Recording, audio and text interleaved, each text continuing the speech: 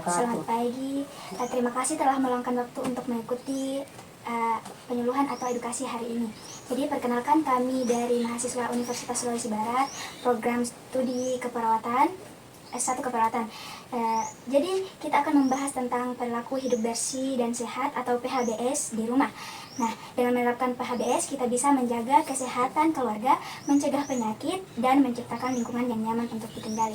Sebelum itu, Ibu Nenek mau Kak dulu kasih pretest tak untuk kita jawab atau kita lintarin saja.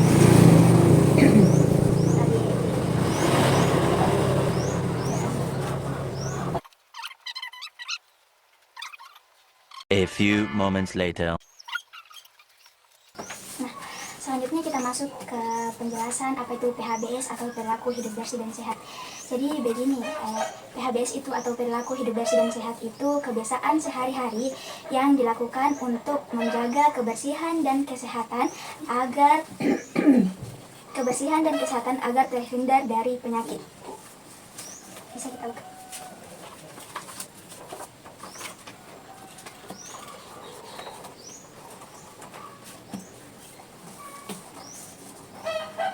Nah, selanjutnya itu apa sih manfaat PHBS atau perilaku hidup bersih dan sehat ini? Jadi yang pertama itu keluarga sehat dan jarang sakit. Nah, dengan menerapkan kebiasaan bersih seperti mencuci tangan, menjaga kebersihan rumah, anggota keluarga lebih terlindung dari penyakit menular seperti diare, flu, dan demam berdarah. Nah, selanjutnya itu anak-anak tumbuh kuat dan cerdas. Asupan makan bergizi, kebersihan lingkungan, serta pola hidup sehat membantu anak tumbuh dengan baik. Nah, memiliki daya tahan tubuh yang kuat dan lebih fokus dalam belajar. Nah, selanjutnya itu lingkungan rumah lebih bersih dan nyaman. Nah, rumah yang rutin dibersihkan, bebas dari sampah dan genangan air, akan terasa lebih nyaman untuk ditinggali serta mencegah munculnya hama seperti nyamuk, lalat, dan tikus. Nah, yang terakhir itu hemat biaya karena tidak sering berobat. Nah, dengan menjaga kesehatan, keluarga tidak perlu sering pergi ke dokter atau membeli obat, sehingga uang dapat dialokasikan untuk kebutuhan lain yang lebih penting. Nah, kebiasaan sehat yang harus dilakukan di rumah itu, yang pertama itu cuci tangan pakai sabun atau CTPS dengan benar. Nah, yang kedua itu gunakan jamban sehat. Yang ketiga itu memberantas jentik nyamuk di rumah sekali seminggu secara rutin. Nah, yang keempat itu makan makanan yang bergizi dan sehat. Nah, yang kelima itu melakukan aktivitas fisik setiap hari, mungkin kayak menyapu di halaman rumah begitu. Nah, yang terakhir itu tidak merokok. Selanjutnya dilanjutkan. Nah, selanjutnya itu perencanaan pola hidup sehat. Nah, kalau misalnya mau sehat, harus yang pertama itu harus kontrol nutrisi tak supaya bisa seimbang. Kayak misalnya konsumsi makanan yang mengandung karbohidrat, misalnya nasi.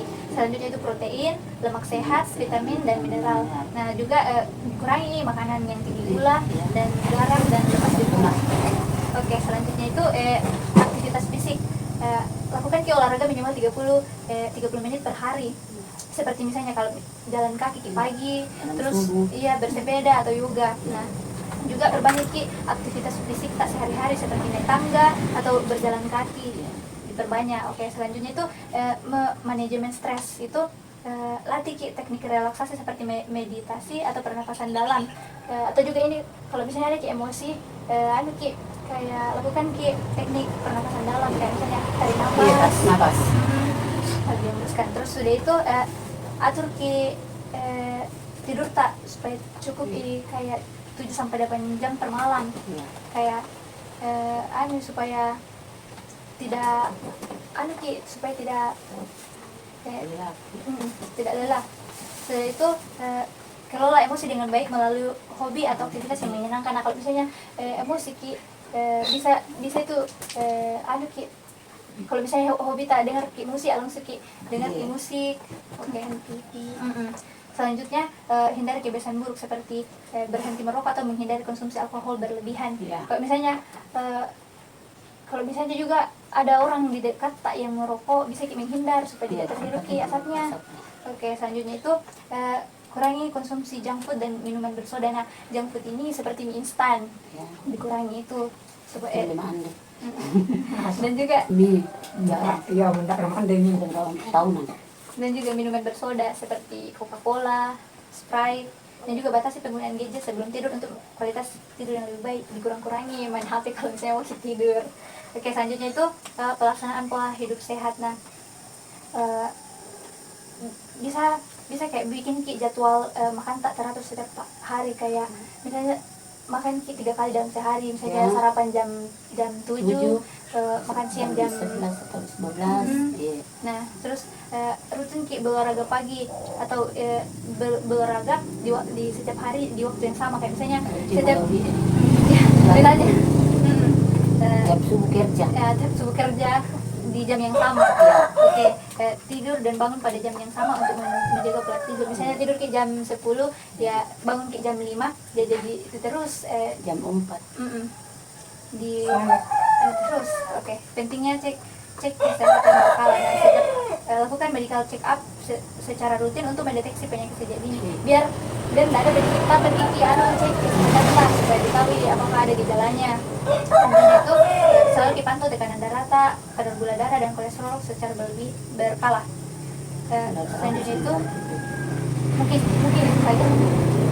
Yang terakhir Ibu Nek, gambaran pola hidup bersih dan sehat itu toh yang pertama itu mandi, menggunakan sabun mandi dan air bersih itu 2 kali sehari. Nah selanjutnya itu mencuci rambut atau keramas. Nah bisa Ki mencuci rambut atau keramas itu 2 kali 1 minggu, 2 kali dalam seminggu. Iya. Yang selanjutnya itu bersihkan hidung tak. Nah itu yang berlaku membersihkan lubang hidung itu perlu dilakukan setiap kali mandi guna untuk membuang kotoran yang ada dan melancarkan jalan udara untuk bernafas. Nah selanjutnya itu membersihkan telinga. Bisa Ki bersihkan bagian dalam telinga tak itu, terus kalau misalkan yang bagian dalam jangan Ki pakai yang tajam-tajam.